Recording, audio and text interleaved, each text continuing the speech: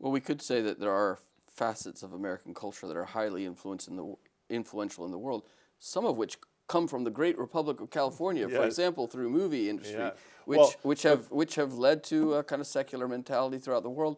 And I don't know how many of those people in the movie star business are worrying about the afterlife, but it's not coming through in the film industry that's greatly influencing the universe through Netflix. So I think there are some concerns we could say today. Welcome, everybody, to another episode of Angelicum Conversations. It's a new interview series at the Pontifical University of St. Thomas Aquinas, better known as the Angelicum, here in Rome, where we explore theology, philosophy, and culture in conversation with leading scholars around the world. We have back today our guest, Father Michael Sherwin, Dominican priest and professor of moral and spiritual theology here at the Angelicum. Father Michael is originally from the great Republic of California, and he has studied and taught theology at the University of Fribourg in Switzerland before coming to Rome. He's a great jazz aficionado, among other things.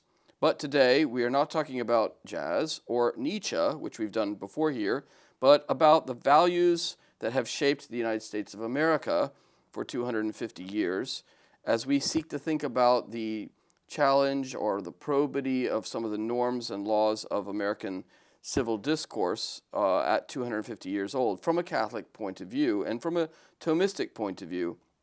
Father Michael has recently been working on the work of John Courtney Murray and Russell Hittinger, and so we thought it would be great to have him talk about the 250th anniversary of the Bill of Rights and Constitution of the United States of America in light of Catholic social teaching and the natural law tradition. Father Michael, thank you so much for joining us today. Oh, it's a joy to be back. So we're going to talk about, at the beginning here, the Declaration of Independence. The assertion that's so famous, we hold these truths to be self-evident, and then which follows with a Bill of Rights. And we know that the whole discourse about rights is a controversial one. Why don't you start off with that famous phrase? Well, and you've done what the influence of Lincoln is on all of us, because Lincoln interprets the Constitution in light of the Declaration, which had not been done before. And so someone like John Ford, the great filmmaker who did that film on the young Mr. Lincoln, when he writes and directs the famous film Who Shot Liberty Valance, he has a course of American civics, and the person says that they're going to be reading from the Constitution, and it actually is from the prologue of the Declaration. So already from the beginning we approach our founding documents already from a later period, from the Civil War. And so because the Bill of Rights is, of course, ratified in 1789, and so our anniversary is the Declaration of Independence on July 4th. In 1776, so 250 years ago. And it's been popular. Several of us have written in a kind of poke in the eye, we held these truths, as to whether the famous phrase explaining why, it's kind of after the Declaration of Independence, which is in the first paragraph, it then goes into explaining why such a declaration is possible. And it then talks about, we hold these truths to be self-evident. And it might be helpful just to read the entire sentence. We hold these truths to be self-evident, that all men are created equal, that they are endowed by their Creator with certain unalienable rights. Among them are life, liberty, and the pursuit of happiness. It was already controversial at the time to affirm its self-evidency, and we can come back to that question. But it then leads to the fruit after the military victories is to the first attempts with the Articles of Confederation to have a democratic government amongst the 13 colonies, and then the need for a firmer form of government. And after all the debates that were gathered together in the Federalist Papers, you have the Constitutional Convention in Philadelphia, and then the ratification. The government is sufficient number of the 13 states ratified by March 4th in 1789, and then with Rhode Island in May, states ratify the Constitution. So it really is, we're to celebrate the Declaration of Independence, it becomes a reality. Independence, self-government becomes a reality in 1789. Now, I mean, let's go back to the "we held these truths." I mean, as you pointed out, Walter Isaacson says this is the greatest sentence ever written.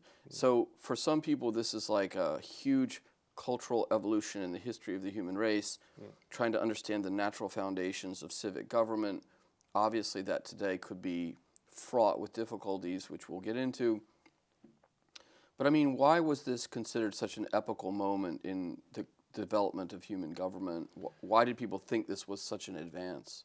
Yeah, so I mean, I recommend if you've not read Walter Isaacson's little book, it's well worth reading as a way of entering into reflections on this anniversary. He, of course, is a very talented biographer, and I think he's become, he's been long interested in creative people and what makes them tick. So he's written a biography of Steve Jobs, but importantly for us, he wrote one on Einstein, a whole list of amazing biographies. And then with Thomas Evans, he did looking at the wise men, the people who have been part of serving American institutions. But for us, the important part is that he wrote a very fine biography of Benjamin Franklin. And often when people look at the question of self-evidency, they think it's coming from Locke. But the real influence on Franklin was his friendship with David Hume. And Hume has a distinction he makes that between two different types of proposition. And the self-evidency that Hume, when he uses the term self-evidency, he means self-evident to anyone who knows the terms of the expression. So, for example, the one that Isaacson uses, I think drawing directly from Hume, is that all bachelors are unmarried. Once you see the premises, you know the conclusion. You know the truth of it once you understand the expression. That type of self-evidency that's a very controversial claim that the truths of the Declaration, the pursuit of happiness, we can look at it again, that all men are created equal and that they are endowed by their Creator with certain unalienable rights, that among these are life, liberty, and the pursuit of happiness, that is self-evidently true, was not held by very many people. Okay, this is essential. So I want to break this down and go through kind of three questions. One is there might say an ontological basis in human nature for rights discourse? I mean, do human beings really have rights, or is it a cultural construct or a kind of set of taboos that we set up that's arbitrary ultimately? The second question is this equality of human nature. I mean, we're not equal in piano playing. Are we equal in everything else? I mean, how are we equal? And then the third question about the self-evidency. So rights, equality, self-evidency. I mean, can we just unpack that a little bit? You're a moral theologian. I mean, people must ask you all the time about the natural rights tradition and the problems around that and whether we ought to affirm that. Well, it gets rejected fairly early on. Jeremy Bentham famously describes it as nonsense on stilts. And the rights language, and it depends upon which types of rights. So the rights, if we're going to draw upon the distinction that's, I think, very helpfully made by Isaiah Berlin between positive liberty and negative liberty, the rights that defend negative liberty, that are usually described as being liberal rights, that is, in the old sense of the European sense of liberal government, those rights were ferociously attacked by Marx and his disciples as really an expression of just the power of those in power, articulating what they were holding. And that someone like Simone Weil, for example, influenced by this tradition, would say that an appeal to rights is always an implicit threat to violence. So there's a whole criticism that comes from the left of appeal to rights. But then there's another side of the multiplication of whatever it might be, positive rights or rights underlying big government, that people attack from the other side, from the right. So it's fraught with critics, and I think the more cogent is not so much whether rights exist, but how they become known. Because if they do exist, you need a theory of error to explain, well, if they exist, why do some people not see them? And that leads, so the question of whether there are rights immediately leads to the epistemological question of how you come to know them and whether they are self-evident. The famous essay that came out in 1960, in that election year of 1960, by John Courtney Murray, We Hold These Truths, and the subtitle people forget of that is Catholic Reflections on the American Proposition. Again, a Lincolnian reference to the Declaration, because Lincoln calls it a proposition. And I think Murray draws that out very helpfully.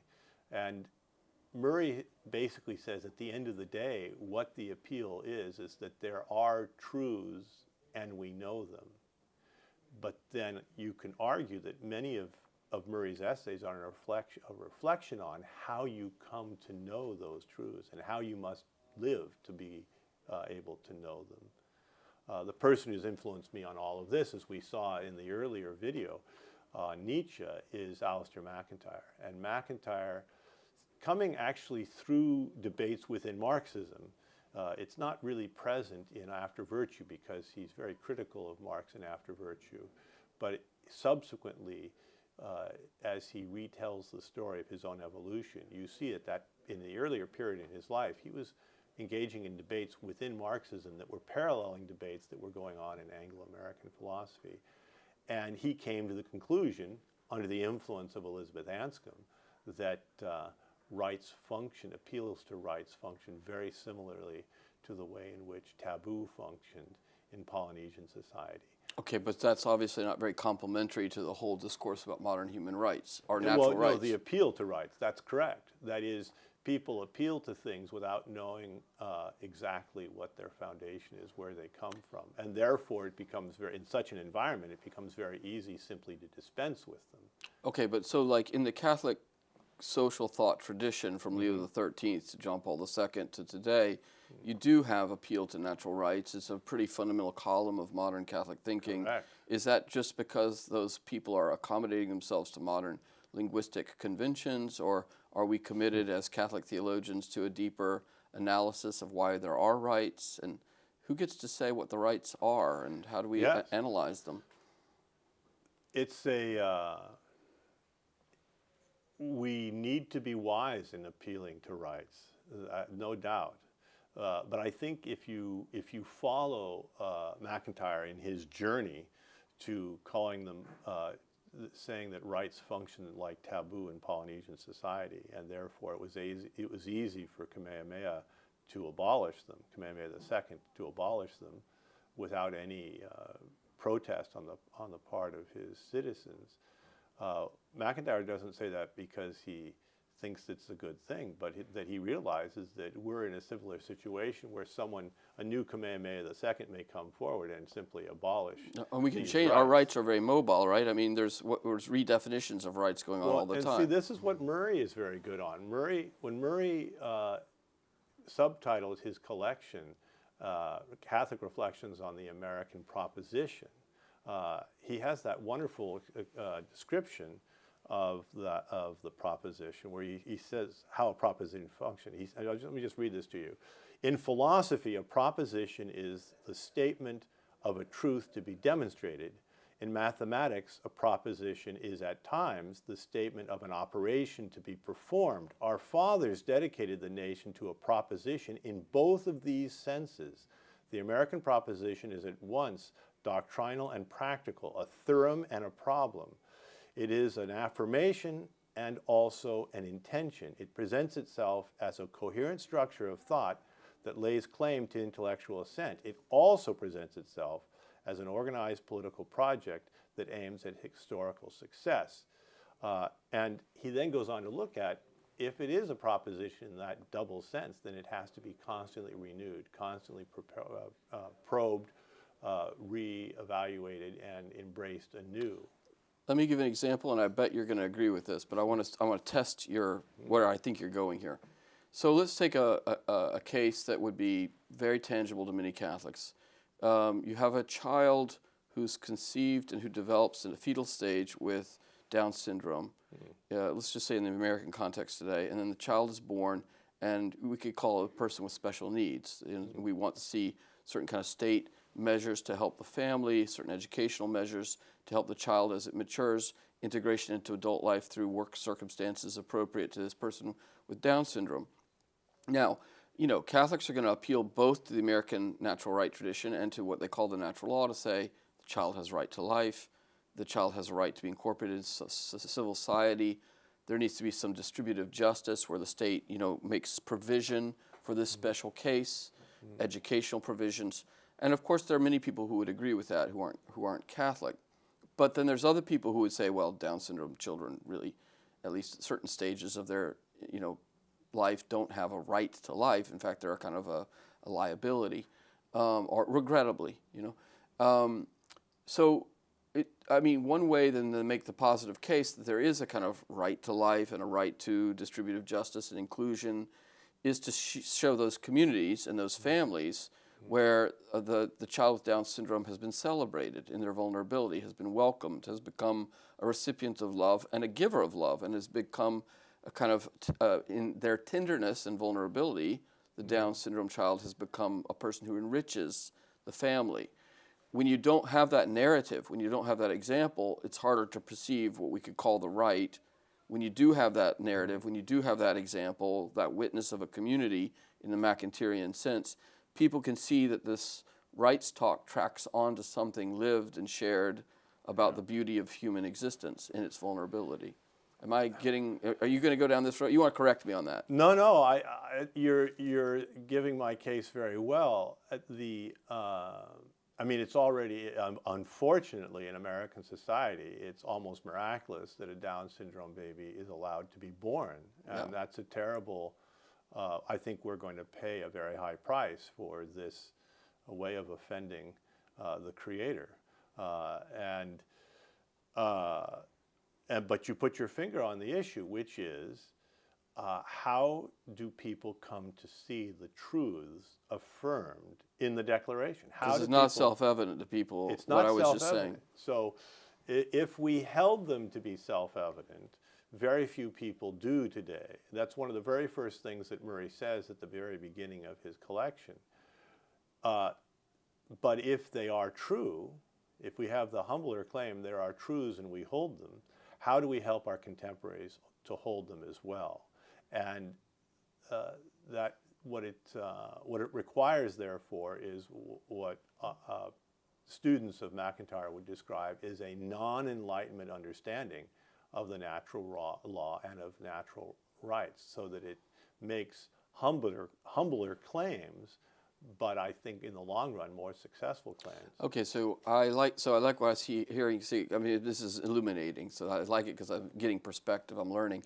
So what you're saying is the Enlightenment confidence could lead actually to a kind of superficiality, but once you go in a more humble way toward the idea of a whole supporting apparatus of life and of tradition and of a deeper analysis, you get a more fundamental grounding in the virtues and human inclinations, and then you can understand the precarity, the fragility of what we could call rights discourse, because it really requires a larger, a deeper connectedness to real life with other people, but also to a tradition of inquiry and wisdom.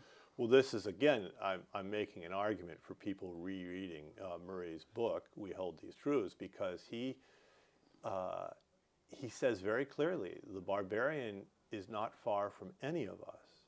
And we have to constantly renew our commitment to certain truths. And it's by living that commitment that other people will discover them to be true as well. Can we just pass to equality really quickly? Okay, yeah. Because I think this is a good segue. I mean, it seems to me that there's like what I'd call it inexpensive or cheap equality in modern cosmopolitan liberal secular society, which is a kind of minimal ecumenical libertas, the freedom to do what you want, and it's assured to certain people, like the Down syndrome child doesn't have that autonomy, but if people can access a certain standard of autonomy, then they have a kind of minimum basic ecumenical freedom to do what they want. It's a kind of mostly negative freedom from compulsion or coercion from the outside. And that equality seems to be, it's very selective. But I wonder if you think there is in the founders a deeper sense of an equality of human nature, not just the freedom, equal freedom to do what one wants and what's autonomy. The freedom to believe what I want about the world, the freedom to choose what to do what I want with my life, but some deeper notion of equality based on nature, or is that like projecting a kind of Thomistic and Catholic idea onto equality? Well, and also we're kind of getting into another issue, which is we haven't actually talked about Catholic relationship to these institutions. Yes, which is where we're going to go. We're going to go into the Catholic experience of the American experiment. I think it's a both and. This is the real challenge for the American founders. When they were making the Declaration and when they were justifying themselves to themselves, because the document is as much a rallying cry for the citizens of the 13 colonies as it is a response to the British Parliament and to King George. They're trying to articulate why their representatives in Congress have taken this step. And it's clear that they're drawing upon both ideas that come from Greek and Roman thought and from Christianity. And there's a tension there. There is an equality of all people are called in the Christian message, all people are called to know and love God, full stop. And therefore there is a fundamental equality there. Then I think if you look at the experience that the framers of the Declaration and the Constitution were drawing upon, was that the unique experience of the New World was an ability that if you had a framework of equal opportunity, people would then be able to make something out of it. So, for example, if we come back to Franklin was keenly aware that you had to cultivate certain habits in order to succeed. And he had spent his entire, he arrives here, it's an amazing life. He arrives in Philadelphia with just virtually no money at all. And he's able, through industry and through hard work and through also networking as little as he can there, he's able to make his way in the world. And he would tell you that it's not just opportunity, it's a disciplined responding to the opportunities you've been given. Now, did everyone have his gifts? No. But I think he was committed, especially in his role in writing the Declaration, to the idea that an equal opportunity will allow those who respond with character to advance and make something of themselves. So there's two senses going on here. There's not the claim that everyone is equally gifted, nor is it the claim that everyone is equally responding to the gifts they've received. But there is a kind of claim that there's a fundamental humanity that they share from their Creator. They all have life, they all have liberty, and they all have the pursuit of happiness. That's right. So there is some kind of equality of nature that's a kind of, we could say, an act of potency in the Thomistic discourse, a capacity. It's very clear what they were wanting to affirm is that America was giving those who came to her shores an opportunity to better themselves, and that when you stepped foot, it wasn't enough what your pedigree was, what family you came from. It's what you're going to do with the opportunity you've been given, and you have a right to that. You have a right to pursue that. Perfect. So let's transition to the Catholics who came at the beginning and how they integrated and contributed and also were perceived sometimes to threaten. The funny thing about the Catholics coming at the beginning into the American colonies is they were perceived by many to be a threat to liberty and to freedom because of Catholic dogma and loyalty to the Pope and other stories told, and also just inheritance from the religious conflicts in Europe. So tell us a little bit about that. Well, I mean, I don't think we look the high school civics version of the American founding does not perceive, I think, or does not help students perceive the extent to which, in the minds of those who were living on our shores, on North America's shores, as if it was a continuation. The struggles were a continuation of the religious wars and the British Civil War. So many of those who came here saw the issues as just a continuation of what was going on in the British Isles. The first of the religious conflicts, there was no way to separate the fact that the Catholics who were coming to North America, it was not just for economic reasons. It was often because that it became impossible to live the faith either in Ireland or in Great Britain. And so they came to America looking for ways to better themselves. Now, the little folk, we know very little about what they thought. There were very few of them at first in North America, although they were in the Isles. They were going to places like Barbados and Jamaica and other places like that. But one of the first official attempts to find a Catholic solution is very interesting. It's the Calvert family, George Calvert and his sons. If you're not from Maryland, you might not know who the Calverts are. You can know them by their other name, which is Lord Baltimore. And the Calverts were political geniuses, but what's very interesting about them is they're attempting to live a model that is, I think, beautifully articulated by Evelyn Waugh in Brideshead Revisited. That's the attempt to return to manorial values.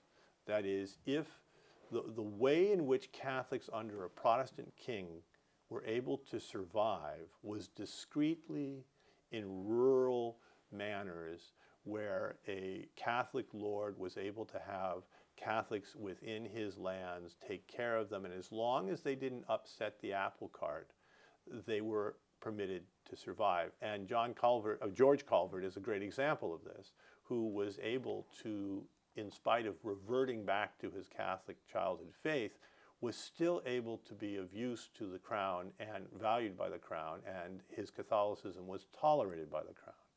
So Lord Baltimore comes to Avalon, way up in the north, but then he moves down farther south and he gets this grant of land, this patent, they were called, of land in what becomes Maryland. And in his mind, what he's going to do is he's going to be like a baron. And the baron will protect his Catholic faithful, and other wealthy Catholics will come and have their manors on the land. And this will be a place where Catholics can discreetly live their faith. And it works for a while. By the early 1640s is the zenith of this vision. 1642, it starts to be a problem. But one of the things he does, and people forget this, is the first act of toleration, religious toleration in North America and really in the English-speaking world, is by the Calverts with Maryland's Religious Toleration Act. Yeah, so my understanding, and I may be off on this, but is that actually Catholics in Maryland proposed some of the first laws of religious toleration and mutual coexistence between Catholics and Protestants, eventually Jews, as we know, that would come to characterize the colonies in their maturation as they became a civil nation. But there was a reaction, and it had to do more with like Congregationalists or Reformed who wanted to reassert the unity of Protestantism with the state or with the colony of Maryland. And then they moved the capital to Annapolis, and they put the Reformed Church across the square from the capital to show the unity of the capital with the religion. Reformed religion. No, it's very interesting. Yeah, you're right on track there. But let's look at some of the dates. So the important thing is to see that the Edict of the Maryland's Act of Toleration, 1649, it's there as an articulation of what was the practice of the manors in rural Britain. The Catholics had been tolerated, and so the Calverts want to continue this, and they see it as the way forward for Maryland. And also, as the religious wars as the nonconformists, so we talk about the Puritans, but there were nonconformists like the Pilgrims. That's why they had to go to Holland, and like the Quakers. These movements, the Culverts wanted Maryland to be a place where all these different ways of being Christian or the way of being religious, because many of the Protestants did not consider the Quakers to be Christians, they found refuge in Maryland. And the Toleration Act was an attempt to articulate what this manor model, so a aristocratic baron in a Protestant monarchy, this was a modus vivendi, and that was the framework in which they were living. But the turmoil and the fights between the absolutist monarchy and the Protestant, the Roundheads, Cavaliers and Roundheads, Protestants, the Puritans and the monarchy, those fights made it, there was no longer a toleration for Catholicism or even for anti-conformists. So can I just press on the side of the argument for the Protestants? All right, so here's a kind of argument we could make about rights and way of life. So I was talking about the Down syndrome case and the case of a way of life. Well, the way of life ultimately is deeply informed by a religious vision of reality. And there's no doubt that early American colonial life and then the early American experiment in its constitutional form was deeply informed from the beginning, from the get-go, by various profound Protestant influences. So you could say, well, look, this whole metaphysical discourse of personal dignity, equality, opportunity, freedom, it's all measured within the brilliance, maybe the limitation, but also the interesting influences of a Protestant culture. The Catholic is a threat to this, really, not necessarily because of the, let's call it the fantasies about the totalitarianism of the Pope. The discourse about like the Romans getting in charge and then putting everyone under theocracy. Well, we could talk about that, but that's the more interesting, I think, salient objection would be, once you get religious pluralism, you get indifferentism. You get the space in society for people to give up on a religious vision of reality that's coherent and organizing. And then these kind of second level metaphysical commitments about human nature and human personhood, which descend from the religious vision of Protestantism, will begin to be watered down. And then you start with like a little bit of religious freedom, a little bit of religious indifference. You got now Catholics as well as Protestants, then you get Jews, then you get Quakers, then you get Unitarians, then you get atheists. And soon you basically have the unraveling of all the metaphysical fabric of society. And you ended up where we are today, one could say, in my little narrative, with a kind of washed out discourse, and nobody knows what a human being is, and it's a free-for-all. And you've got the atomic, individualistic disaggregation of society. Well, that terrible error begins with a little error, which is this idea of edict of tolerance. And so what we really need is, we can have strong discourses about rights or nature, but it needs to be within an integralist or united, say, Protestant or Catholic, unified religious vision of reality.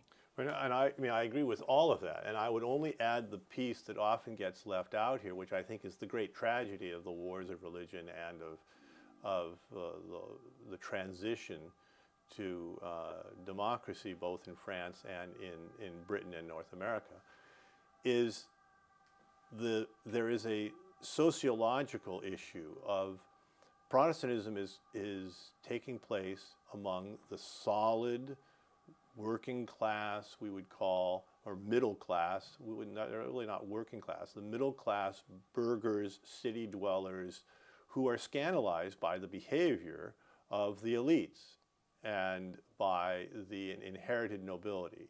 And so they are having more and more power in Parliament, and then the Parliament is wresting control more and more from these elites that are moving towards absolute monarchy.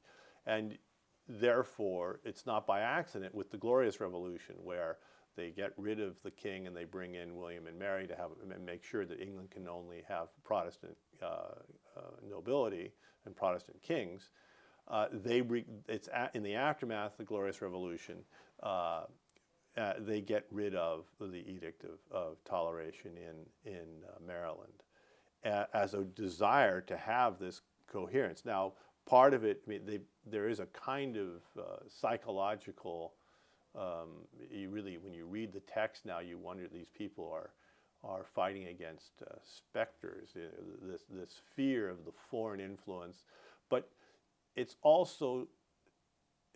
not entirely a fiction, because the perceived power of France and Spain, they feel like they're boxed in by these Catholic kingdoms that also they feel are educating the Indians and the simple people in superstition. And I think this is a key thing where our earlier questions come together, which is the reformers, although in many ways the Roundheads, the Puritans, were defending older medieval mechanisms like the city-state and the democratic institutions of the city-state. If you read Augustine Thompson's incredible opus, Cities of God, his study of the Italian city-states, you realize that the democracies of the Italian city-states and of towns like Freiburg, where I was all those years, those little city-states had democratic institutions within them. And it was the flowering of a medieval vision. Christ is the king, and then you have the citizens as his vicars rotating in there. Okay, so in many ways, the Roundheads, the Puritans, were defending older medieval model, and the moderns were those who were claiming for absolute monarchy and divine right of kings, none of which Thomas Aquinas believed in. He didn't believe in divine right of kings. So you have this strange tensions that in many ways they are defending a coherent model, but they are moderns in this sense. They think their Protestant morality is simply rational morality, and they've swallowed the Enlightenment idea that it is, in a certain sense, self-evident. Mm-hmm. And that's what they've taken the serpent to their breast, because I think that's what's going to lead to the unraveling of Protestantism in America. So much so. Let's say more about that. How does this Enlightenment rationalism, is that because it's not a Christian-centered and Christian, you might say, communitarian maintenance of the deep vision of the human person, but rather this idea of what's self-evident, this kind of simple ecumenism of liberty as people's elective freedom? Or well, let's look at the history first, and then let's go back to try to understand it. Right. You have a very ferocious. We just look at the Puritans in Boston, or in the Massachusetts Bay Colony. You have an extraordinarily firm religious foundation to daily life and to the structure of government. And so if you're going to participate in government, you have to participate in the church. It's all very much, and you had to affirm the tenets of the Puritans. That starts to be watered down very quickly, so that by the time you either have people moving elsewhere for a more lenient vision, like in Connecticut, but then you also have the movement towards forms of congregationalism that ultimately end up to being Unitarian Universalist, so that you went from belief in the Trinity and the Incarnation to now belief in a kind of deist God, and that's that only takes 100 years. Okay, so it sounds like Enlightenment morality replaces Christian polity. But on the Catholic side, right, what are we committed to? We've moved from this idea that from this Edict of Toleration, we can see a glimpse, a foreshadowing of Catholic freedom in the United States to live as, we could say, one group of Christians among others. And then later we see in the Second Vatican Council and in Dignitatis Humanae the notion of mutual coexistence in modern democratic states in the secular environment of the modern world as something the Church can accommodate herself to and see some positive gain from. So are we actually just like walking through the same stages as the American Protestant experience? Or, on the contrary, does this kind of Catholic experience in Maryland foreshadow another viable option, which is witness to absolutes in the free space Well, this is of modern constitutional polity. This is the great open question. George Marsden, in his wonderful study of Protestantism in America, noted that the one exception to this movement towards secularity and then forms of reaction in fundamentalism or Pentecostalism, he said the one exception, it seems, to be Catholicism that seems to give evidence of abilities for renewal. But let's go back to the Baron and the Manor model of Maryland. It's important to see that the culverts, we can blame the Glorious Revolution on the getting rid of the Edict of Toleration, but had they not done it, it's not at all clear that Rome wouldn't also have gotten rid of it. Mm-hmm. So that they were dancing ahead of the music in those days in Maryland. They saw farther than the church was willing to walk, it seems to me, at that time. They were being, in a certain sense, Rome was tolerating toleration, but it was not at all clear as not advocating it. No, and it was not at all clear how much longer they were going to tolerate it, and they didn't have to deal with it because the reformers themselves got rid of it. But then things start to change, and that specifically over the refusal in the aftermath of what we call the French and Indian Wars, what the Europeans call the 7-Year War. In the aftermath of that and the tax problems, the financial problems of the crown, all they want, if you look at the biography of someone like Washington or John Adams, two very different people, all they wanted was to be treated with the rights of English gentlemen. They wanted the democratic rights and the ability to be treated as anyone else from their background and class would be treated in London. And those rights were being violated. And when you have someone... I just heard rights show up there. Yes. So I come back to the rights of citizenship rights. And I come back to Baltimore. It's no longer Lord Baltimore, but the Carrolls. So Charles Carroll, but especially the son, Charles Carroll of Carrollton, who starts writing these position papers, these newspaper letters anonymously as first citizen. And another way of celebrating this 250th anniversary would to go back and read first citizens' letters, because he starts to articulate, as a Catholic, how we should respond to what's going on in Britain. And they're gradually led towards the only way for them to maintain their hard-won representational democratic rights is by separation from the English Parliament and the Crown, because both institutions are refusing to accord them the rights that are theirs. Now, the Crown precipitates the crisis by saying that instead of having a vision, that they're all in rebellion. Okay, so what I'm hearing emerge here is some kind of, between Washington and Carroll, some kind of consensus about civic and, you might say, governmental rights and powers that could form a consensus. Well, that democracy and Republican forms of government were the best way for these people to attain the goals of their life in this world. They had come to that conclusion, and the many Catholics, because there's goals beyond the life of this world, yes, but for the goals of the life of this world, which are to prepare us for eternity. It's a part of that, right? Many Catholics in North America had followed this trajectory. So by the time you get to Cardinal Gibbon, who is the Archbishop of Baltimore, in his incredible encomium to the American founding in 1884, he says, quoting others, that the framers built better than they knew. And he articulates a Catholic vision in 1884 of why the democratic republic in which Catholics find themselves in North America is the best place for Catholics to be able to educate their young and help the next generation know the very essentials that are at the beginning of the Baltimore Catechism. And then it's going to be, right, and so in the free space, as it were, of a civic democracy where you have some agreement about the content of natural law and natural justice, people can pursue a coherent vision of what it means to live in this life in view of heaven, tolerated in their religion, and the United States will allow Catholicism to survive and thrive.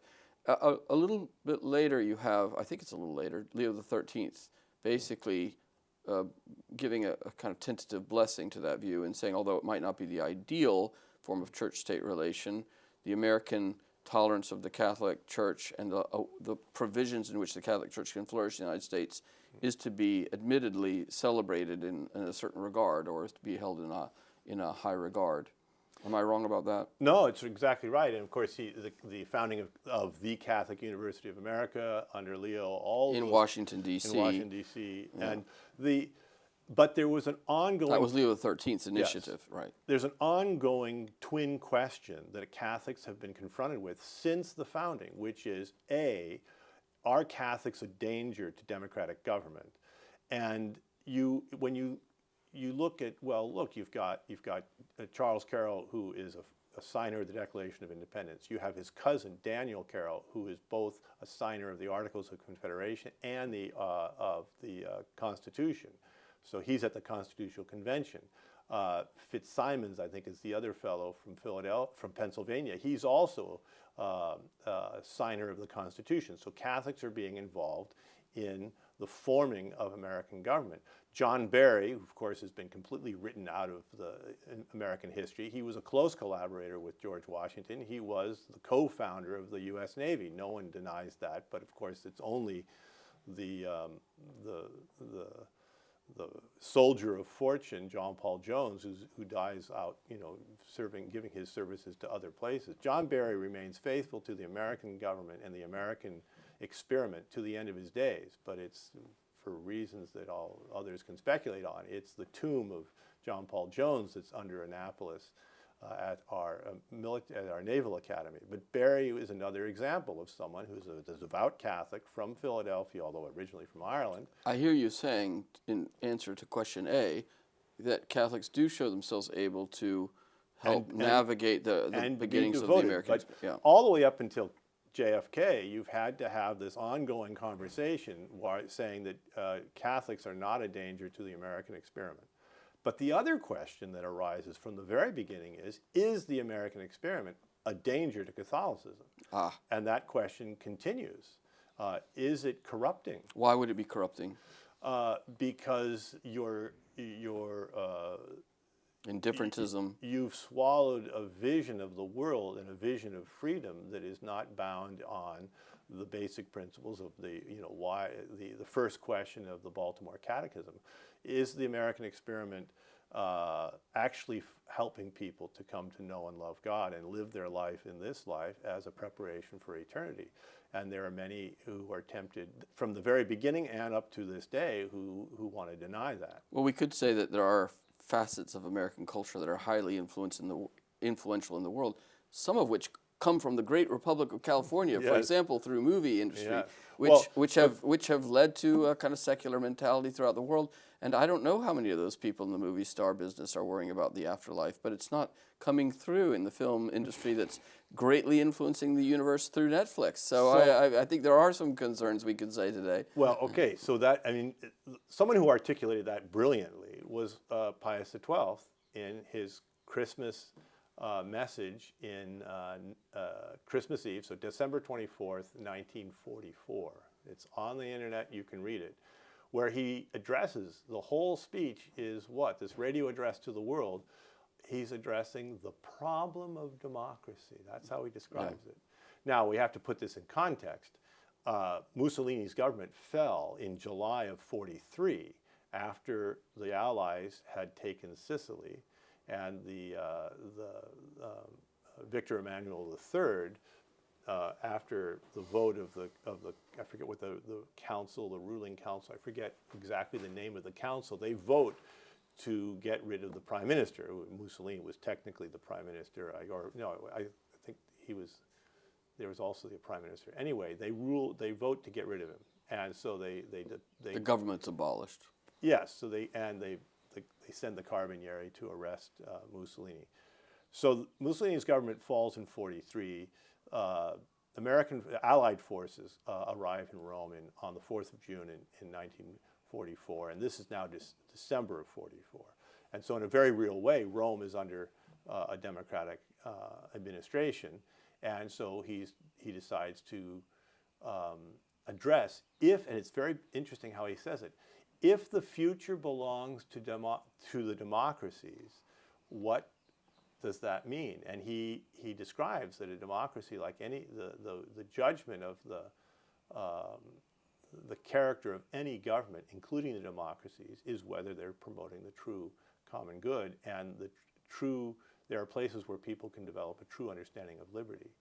And that actually is a throwback, and that sounds just like Leo XIII in Libertas. Well, and the other one is Pius XII, right? So I don't think it's by accident that he chooses Christmas Eve, because Pius XII, when he was still Cardinal Luigi Claramonti, in his sermon in 1797, beautifully describes the two types of liberty, which type of liberty we should be pursuing, and that democracies and their new form of democracy that Napoleon, his troops have has imposed upon his region, which is near San Marino, and not too far from Bologna, that the democracies that they are now living under is not a hindrance to the gospel if people live a kind of ordered liberty.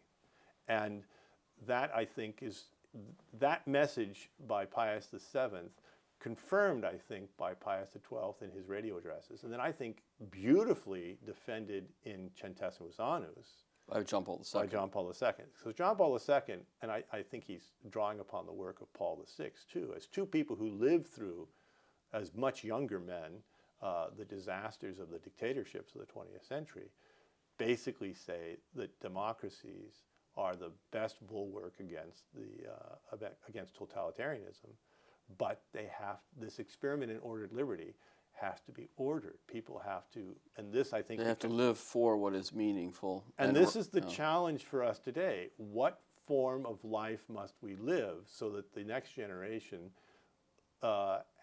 develops what de Tocqueville described as the habits of the heart, the kind of character that will promote love for ordered liberty, that it will allow a next generation of people to come to America and live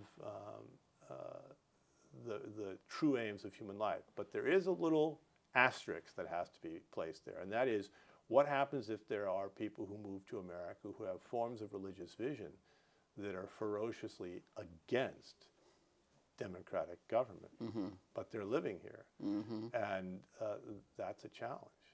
So, okay, I see what I hear you say. I mean, I think you're talking about like Islamic integralism or Islamic notions of the union of church and mosque and state, which obviously or forms of secular violence that is new forms of ideology which on the left and right. Yeah, which can arise either from reaction to authoritarian government in a more anarchic way, or from the despair of truth, from the barbarism the barbarism that's in the heart of any of us. If those folks are not raised in an environment where they come to love the true, the good, and the beautiful, if they think the true is just simply an expression of power, you think about the waning days of the Weimar Republic, the waning days here in Rome of the Roman Republic. The political parties armed themselves. There was street violence. Candidates were assassinated here in Rome, in Weimar, and we're beginning to see some of this in our own democracy. So let's try to frame this in terms of a positive. I think that's extremely important and rightly said. So framing it in terms of a kind of solution, which I heard you state clearly. When Catholics live ordered liberty in a collective way with beauty and elegance and articulation of not only the principles of supernatural truth, but of natural truth, and therefore of the natural rights embodied in a society of ordered liberty, actually they help show forth the inner, you might say, health of democratic life. And they can create, I would call it, structures of alliance or intellectual collegiality. In the case of these old American scenarios, Protestant, Catholic collaboration around a network of rights and truth. Maybe not self-evident, but discovered and deepened in understanding. But maybe we have to do that now with people who aren't just Protestant and Catholic, but with people who are non-Christian religionists and with people who are not religious at all. Yeah. And that's obviously a challenge, but it's also a kind of opportunity of Catholic witness and confidence to try to safeguard the importance of the dignity of the freedom of the person and of communities, but also the essential task of order and liberty within individuals and communities of persons. So now, there's a debate within Catholicism about within Protestantism about how best to do this. But I'll come back to that because I think it has implications for us. But I think generally what you're saying is we need to have local communities where people learn what Tocqueville described as the habits of the heart. And one of the things they learn is the basic civics, to be involved in local party politics, to be involved in the planning commission, to be involved in the school board, to be involved in all the local forms of government, and to learn how to live civic life together on the level of the town, in the level of the city, and ultimately then on the level of the state and on the national level. I think that's essential. That's key for the future of American democracy. No democracy can thrive if the institutions of democracy are not cherished by each generation. And that's only cherished through civic organizations that we have hollowed out. Now, the other side of that is there seems to be, and we need to develop a kind of hermeneutic of suspicion, the ways in which we've become passive consumers of events instead of agents of events. Now, in whose interest is it that we not become agents of events? If all men are created equal and we have these rights and the Constitution promotes these rights, then each individual has the obligation, but also the right to engage in the life of the polity, to engage in the life of the government, and very few people do. I remember teaching at a Catholic school, honors students, the best students in the school. How many of them knew where their local precinct was? How many had ever visited their party's local precinct, been involved in a political campaign? Virtually zero. And yet an older generation, the boomers who are often criticized today, we did involve ourselves in local politics. And I think we may have been the last if I could say something just, I think, complementary to this, different, but like pivoting only slightly. I mean, here at the Angelicum, we're obviously involved in, you might call it big universal ideas. We're talking about them a little bit here, trying to show through Aquinas and the Thomistic tradition that there's a kind of a wisdom about how human beings can live with one another that has a certain applicability to all civil societies. But then, of course, you also learn through Dominican life that every prioral community where we pray together and live together, and every institution like a university, is a tissue of human relationships. And it has a health to it that comes about through solidarity built up through shared knowledge, through debate, decision-making, compromise, shared consensus, and common desires and loves. And that's a whole shared history. You can't have the big universal vision if you don't maintain the institutional health.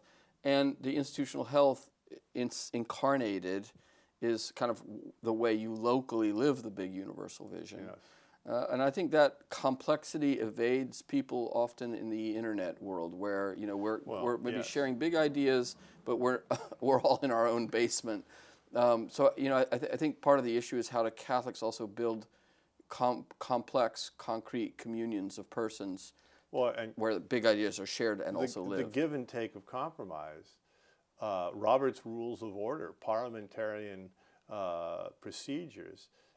If you're not raised in that from a very young age, it's like dribbling a basketball. If you grew up dribbling a basketball, you can be in your 80s and still dribble a basketball. But if you never started dribbling a basketball, you're not going to learn it in your 80s. And so where people learn the mechanisms of government and democratic problem solving, it begins at a very, very local age. And that's why, again, renewing these institutions of ordered liberty that are not promoted by the Constitution, but the Constitution depends upon them, I think is really one of our tasks. But this debate going on within Protestantism has to do whether grassroots is really going to work or whether you need to go after the elites.